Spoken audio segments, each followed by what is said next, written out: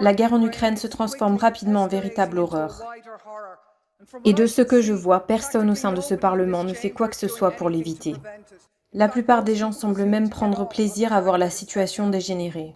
Et à ce moment précis, évidemment, comme d'habitude, les voix qui remettent en question la précipitation vers la guerre sont prises pour cible, réduites au silence, accusées d'être des traîtres, des collaborateurs, des pantins de Poutine, des serviteurs du Kremlin, des agents russes. C'est franchement pathétique.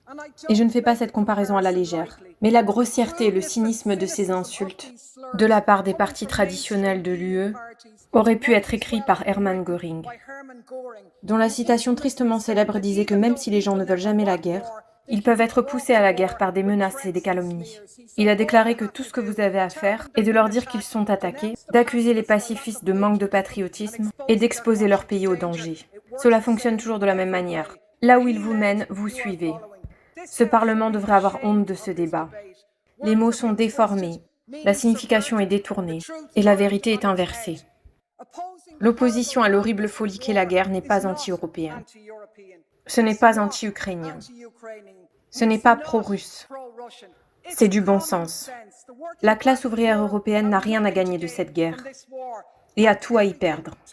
Et je trouve risible que ceux qui appellent à armer l'Ukraine n'appellent jamais à armer les Palestiniens ou les Yéménites.